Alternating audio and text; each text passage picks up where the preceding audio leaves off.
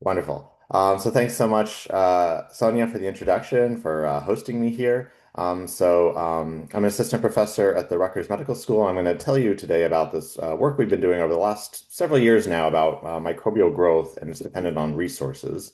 So first, I want to acknowledge, the many other people that have been involved in this. This has been particularly a collaboration with Noelle Held, who was a postdoc in Zurich back when I was there as well. She's now an assistant professor at USC. Also, a few students and research assistants we had back there, Ashwin, Donat, and Anastasia. And then also some more recent work from a postdoc in my group here, Rachana, and my former PhD student, Eustace. So, all of you are interested in biological systems. Our lab is particularly interested in microbes. That's really the system that we focus on with everything. And so, why should we be focused on microbes like that? And the way I think about it is that if I was an alien and, I just came to Earth and I wanted to understand something about this living matter that existed on Earth, to me, it's obvious that I would probably spend all my time studying microbes to really learn about that. And I think it's because microbes just dominate life on Earth, pretty much any way you slice it. So if you look at the biodiversity on Earth, like this tree of life, it's basically all microbes. Everything else is just some tiny little tuft down here. If you count cells on Earth, it's pretty much all microbes. So recent estimates of the number of microbial cells on Earth is about 10 to the 30. So it's just a massively macroscopic number when you compare it to like Avogadro's number or even the number of stars in the universe. It's huge. And even if you measure the amount of biomass on Earth by gigatons of carbon, so of course plants are just there's so much carbon in them that they really are the main driver of that. But everything after that is microbes, bacteria, archaea, most of these protists and fungi. So that's really why I think it makes a lot of sense to be focusing on microbes to understand fundamental principles of living matter. And microbes, like all forms of life, they're not static, right? They grow. And so one of the long-term interests of my lab has been understanding the population dynamics of microbes and how those dictate ecology and evolution. And so we've been interested in things like how fast microbes grow in nature, whether they grow at sort of a steady state or whether they undergo these sort of cycles. And one of the main drivers of these population dynamics is the availability of resources in the environment. And when you first start learning about this, you will very quickly come across this very famous work by the microbiologist Jacques Monod. This is way back in the 1940s. And you see plots like this where you measure some trait of growth, like say the growth rate, as a function of the concentration of some resource, like say glucose here. And so you can see that there's this dependence here, and this is what led to a famous mathematical model that people often refer to as the Monod model that tells you how the growth rate depends on this resource. It's mathematically equivalent to the Michaelis-Menten kinetics, although it has a different biological interpretation. And a lot of the work that our group has also done in the past is sort of exploring like the diversity and evolution of the parameters in this model. So looking at how these maximum growth rates, these half saturation concentrations vary across species and nutrients, understanding their evolution. But the other thing that, when you start thinking about the dependence of resources on growth for microbes, is you come across this concept of limitation. So you just start, you read all these papers and people are always saying this thing is carbon limited or nitrogen limited or iron limited. And one of the things that I found really frustrating as I was learning about this years ago was that people say these words and almost never define what they actually mean. They might, say something like, well, there's, carbon limited means that there's very little carbon and there's a lot of anything else. But no one actually says, like, what does it mean to have a small amount of carbon? How do you know that that's small? What does it mean to have a lot of other things? How do you know that they're a lot? Um, and some of that, of course, is just, it's dissatisfying to have something so hand wavy. But also, it really makes it difficult if you want to be reproducing experiments in different labs, and I might do an experiment in my lab where I say this thing is carbon limited. You might want to do another experiment in your lab in a slightly different system or condition, and you might want it to sort of match what I did in terms of the carbon limitation. But if I don't define what I mean by carbon limitation, how can you actually reproduce those conditions in some way that's going to be comparable? There's three different problems with these approaches in microbiology that I want to highlight and try to address for you today. So the first problem with a lot of the way people think about this is that people treat limitation as this binary state. They basically say things are limited or they're not limited. But again, going back to this picture from Jacques Monod, you can see that this dependence of growth is really quantitative. People often are thinking about it like basically here, the resource is low, so it's limiting. The resource is up here, it's not limiting. But there's really this spectrum in between. And so the approach that we've been developing now is a quantitative approach where we define this quantity called the limitation coefficient. And this is mathematically related to the concept of a control coefficient in metabolic control analysis, for anyone who's familiar with this. But mathematically, it's very simple. You take the growth of your population and the concentration of some resource, and you calculate this relative change in growth per a relative change in that resource concentration. And what's nice about this is that you go from this picture where you had this binary kind of classification of things as limiting or not limiting to now one that's a continuum. So this co limitation coefficient is defined over a continuum of limitation states, from a lot of limitation to very low limitation and everything in between. And in particular, the number here really has sort of a nice quantitative interpretation. When L equals zero, that means growth doesn't depend on the resource at all, not at all limiting. When L equals one, that means growth increases linearly with the resource concentration. When it's less than one or greater than one, that refers to sublinear or superlinear dependence. And then if L is less than zero, that means your resource is toxic because it's actually reducing growth. Um, and there's a lot of sort of arguments for why we think, this is a valuable definition to have. I think in physics, we tend to sort of like the idea of defining things quantitatively. I think biologists are more skeptical about this, and often rightly so. So why is this even useful to have a new definition like this? Well, one is what I said before this slide, which is that this gives you this precise state variable of microbial growth. And in particular, it's dimensionless, which means that you can compare it across nutrients, species, environments. And so I can say carbon limited in my lab means a limitation coefficient of 0.95. And so then in your lab, when you do an experiment, you can try to make sure your limitation is also around 0.95.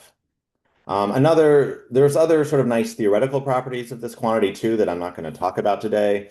One is that it's related to selection on nutrient consumption traits. It's also related to nutrient-mediated ecological interactions like competition or cross-feeding of resources. And one thing we're also interested in trying to understand is whether, cells like know what their limitation coefficient is and whether they use that to dictate their physiological state. We don't know if that's true actually right now, but that's a hypothesis that we're trying to test.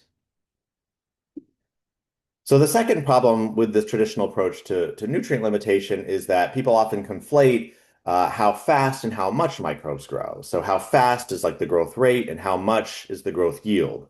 So if you measure microbial growth over some increasing resource, you can look at either the growth rate or the growth yield. And as you can see in this cartoon here, those might depend differently on the concentration of the resource. So the growth rate doesn't vary very much as you increase the resource, whereas the growth yield varies a lot. And this limitation coefficient approach also helps with this problem because now you can just define these coefficients for different traits, rate, yield, anything else, and you can just define those separately and they need not be the same. And then the third problem is that everything I've said so far is always talking about just one nutrient at a time, which is very common for how people think about this. But if you look at the periodic table here, it's pretty clear that microbes depend on not just one, but many resources simultaneously. They need lots of different elements in order to grow. And so this raises this possibility of what's called co-limitation, that multiple resources can be simultaneously limiting. And this has been thought about a lot for a number of years now, especially in environmental systems. And so my collaborator Noel and I did this meta-analysis of previous studies, just sort of looking at where people had studied co-limitation. So you don't need to read all these details here, but just you can see on the left all of these different environments that people have looked at, all of these different nutrients people have looked at. And this just shows how many times people have not only tested for co-limitation, but also claimed its existence. So this is something that a lot of people think is important and interesting and are looking for. But these previous works on co-limitation have really been, I would say, uh, have been hurt by some of these same problems that I mentioned before. First of all, that these studies of co-limitation have largely been of a qualitative nature, not a quantitative nature. So again, people are just kind of trying to classify conditions as either, limiting or not, limiting for one thing or co-limiting for multiple things, not given any kind of quantitative measurement. The other problem with a lot of these traditional studies in co-limitation is that the way people do them is they take one background condition and then just add nutrients to that. But what the outcome of that measurement is going to depend very sensitively on what those background conditions were and how much of the resources you add. And so you could get different answers depending on how you did those experiments. And so again, we want to try to solve these problems by taking a more quantitative approach here. And so now with these limitation coefficients, you can calculate or measure those across all of the different resources that you have. And you can define this quantity that we call the effective number of limiting resources, or M effective, by taking the sum of all those limitation coefficients over all resources, but normalized by the maximum limitation coefficient that you have. And one of the reasons this is a convenient quantity is because it turns out you can show this mathematically that these limitation coefficients are conserved across all factors. They have to sum to one. And just to give you an example of how to interpret this number, so say you had four different limiting factors and they have these limitation coefficients, zero point 0.4, zero point 0.3, zero point 0.2, zero point 0.1. So now the effective number of limiting resources is the sum of those, but divided by the largest one, which is zero point 0.4. So what that means is that the most limiting factor, this 0.41, contributes like one whole limiting resource. The second one is only 75% is limiting, so that contributes 7.75 limiting resources. The next one is half as limiting, so that's zero point 0.5, and so on. And when you sum all these together, you can say that there's approximately, or you can say there's effectively 2.5 limiting resources here. So there's four resources total, but only two and a half of them are effectively limiting. So just like limitation coefficient gives you this continuum, this also gives you a continuum of limitation or co-limitation, ranging from just having one limiting resource when all the limitation is in one factor and nothing in anything else, to if you have all of your factors are equally limiting, then your effective number of limiting resources would just be equal to the total number of limiting factors entirely. So in order to actually quantify this, though, we need a multidimensional generalization of the Minot model. So we need something that looks like this across multiple resources. And then what we could do is we could calculate or measure from that the effective number of limiting resources across that whole multidimensional space. And we could figure out where there actually is co-limitation happening in that space of conditions. So, the one sort of simple model you could start with for understanding this growth dependence on multiple resources is to think of growth as a chemical reaction. And so you can imagine that you combine, say, two resources with some stoichiometric coefficients, S1 and S2, and that forms one unit of biomass. And this makes two really specific predictions for co-limitation. So first is if you look at the growth rate, you would predict that growth rate is going to depend on the product of these resource concentrations. That's the law of mass action. And then how much you grow, the growth yield, that would depend on the minimum of these two resources, weighed by their stoichiometric conditions. And that's just the constraint of stoichiometry. And in terms of the limitation, what this means is that your growth rate will pretty much always be co-limited to some extent, because if you calculate limitation coefficients here, they're always going to be non-zero for all resources. And then if you look at growth yield, those aren't going to be co-limited at all, because this minimum function means that the yield is only going to depend on one resource at a time. You can never have both resources being limited simultaneously, so you can never have co-limitation. So this makes a prediction for yes, rate limitation, no yield limitation. But there's actually a ton of different models that people use when you start reading the literature on this. Some are mechanistic, some are phenomenological, some are derived, from different kinds of chemical kinetics models in different regimes. And so when we wanted to approach this empirically, we actually just sort of took every model we could find that seemed reasonable. And you don't need to look at the equations here. The point is just to see that there's a lot of different models that we found and that we tested, and we classified them in terms of, whether they have any kind of co-limitation or not. The other reason that these models are important, and it's actually the reason that I first started thinking about this, was that if you're interested in microbial ecosystems, a very common tool to study these are these so-called consumer resource models, where you have a bunch of species consuming and producing a bunch of different resources, and you can write this down in terms of these differential equations. But one of the major unknowns that always frustrated me is what do you write down for this growth rate function? That depends on all those different resources. And so trying to understand what that is a really important input to these models. And it's an open question about whether the choice of that model affects the species dynamics, the resource dynamics, the evolution of these communities. And so this is something a lot of people are interested in, and this is a really important input to this approach. So, in the time that I have, I want to just answer these few questions about these issues that I've raised. So, first of all, which of these models, if any, describe the growth of real populations? How much co-limitation actually occurs in populations, and in particular in laboratory versus natural environments? Is this a rare state that requires some fine-tuned conditions or a common state? And then how does limitation differ for growth rate versus growth yield? So the experiments we do for these are really simple. We take two resources, and here we're going to start with the simplest case, which is E. coli under laboratory conditions. And we're going to vary its concentration of glucose and its concentration of ammonium, and then measure growth rate and growth yield. So the first thing, if we look at growth rate, on the left here, you see this data, and we fit all of these different models to it, is that we see lots of common models are consistent with this growth rate data. And in particular, all these models here, these are the ones from the chemical reaction idea based on mass action. Many of these are consistent with the data, but as you can see, they're not the only consistent ones. So you can't they're consistent, but you can't exclude the other ones. On the other hand, if you look at growth yield, again, we can find lots of models that are consistent with it, but actually the chemical reaction models are not consistent with it. There's some of the worst models that we have, which suggests that this assumption of the fixed stoichiometry is actually incorrect. And that's something I can discuss later if anyone's interested. But of course, you fit lots of different models. Some have co-limitation, some have don't. And so how can you actually say definitively that there is co-limitation in this system? And so for this, we wanted to do a statistical test.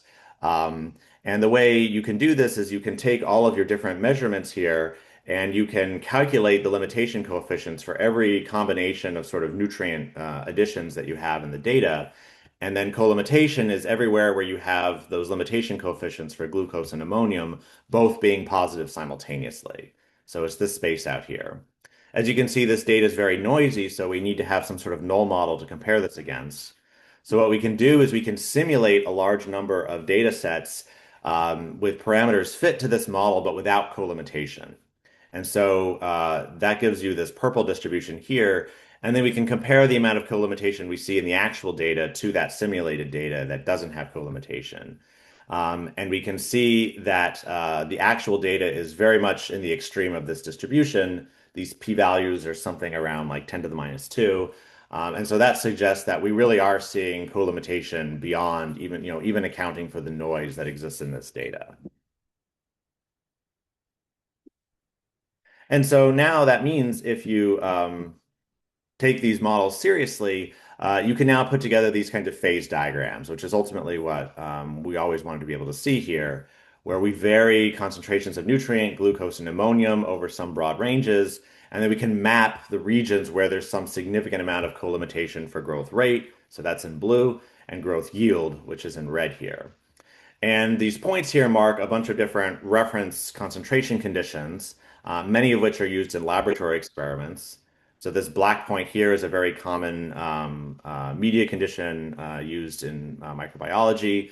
This green point here, this is the long-term evolution experiment of E. coli, which many of you might be familiar with. The gray bar here refers to the estimated range of natural environments that E. coli faces. And so the point is that you see all of these different conditions are in some area of some significant co-limitation for either growth yield or growth rate. So this tells us that these co-limitation conditions are not the exception. They're actually the norm for pretty much every condition we actually use in the lab or E. coli would experience in nature.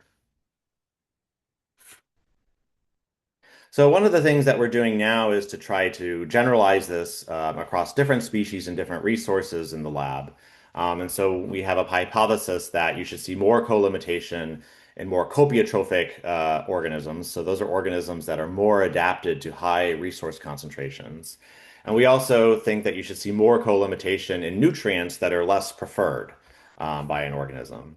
And so far, we've looked at this across a few different species of bacteria and a few different carbon sources. And we, in fact, see some, consistent patterns that go with this hypothesis. So this is something we're looking at more in the future, but we're already seeing some interesting patterns there. But that's all in laboratory conditions. So what about in nature? So this is a harder question to answer, something that Noel is especially focusing on in ocean environments going forward. But one thing that we did in this work so far is we can take a bunch of other species, estimate their concentrations of nutrients in their environment, and then also take measurements of their growth response to those nutrients that have been measured. And then we can estimate from that the limitation coefficients and the co-limitation for all those systems. And so what you're seeing here is a bunch of different organisms from different habitats, marine, freshwater, enteric, many different resources. And the upshot is that you can see there's a pretty wide range of limitation coefficients we estimate, and in particular, a quite wide range of co-limitation that we get for this. And in particular, a lot of these marine systems, so those are the circles here, do seem to be consistent with some elevated level of co-limitation. So that suggests that, again, in natural environments, this is not some rare or fine-tuned state, but something microbes might often be facing. So finally, I just want to briefly mention that we've been thinking a lot about the causes of co-limitation, and there's lots of things to talk about with that. But one of the things that we've worked on a lot so far is about the role of evolution. And so having co-limitation in some system sort of broadly requires there to be some alignment of biological resource consumption with the environment. And there's different factors that could cause that, but of course, one of the most obvious and probably important would be evolution. And so this is something that we've studied with models a lot. And what we find in these models is that they tend to evolve from a state of single limitation to some state of co-limitation. So say here you had 10 resources and you started only being limited for one of them, but after about 10,000 mutation events, it systematically evolves to be co-limited for about seven of them.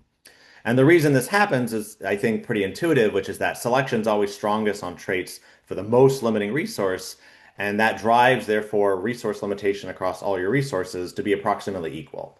And that's exactly what co-limitation is. So we think that this means that co-limitation is actually sort of a generic outcome of an evolutionary process. Again, not some sort of special fine-tuned condition. And then finally, we're also looking at what this means for cell physiology, because now that you have these sort of precise maps of limitation conditions, this is sort of this nice sort of thing you can use to reproduce growth conditions across systems. You can then map sort of different conditions that are, limited for one thing or another, or co-limited, and then you can do things like measure the proteomes. And so this is work Noel has done, and for instance, seeing that the proteome under ammonium limitation is quite different than the proteome under glucose limitation, and they're both different from the proteome under co-limitation. And so now I just want to summarize what I've told you about. And so the most important thing I want you to take away from this is that resource limitation is quantitative, it's a continuum and not a dichotomy. It's trait dependent, so it's different for growth rate and growth yield, and it's multidimensional. Many different resources can contribute to this limitation. And then in terms of these questions I raised, which models describe growth of real microbial populations? It turns out many models are consistent with this data given the noise we have, but the co-limitation models definitely fit better than the ones without. And that co-limitation seems to occur in both lab and natural environments, especially for marine species, and it doesn't seem to require any fine-tuning of conditions. And then finally, co-limitation or limitation in general is clearly different for different growth traits like rate and yield. In particular, you see for E. coli that its yield is co-limited at higher concentrations of glucose and ammonium than rate is, and with a different carbon to nitrogen stoichiometry. And why that is something that we still don't understand currently. I'm going to stop there, and I'm happy to discuss further with anyone. Thank you very much.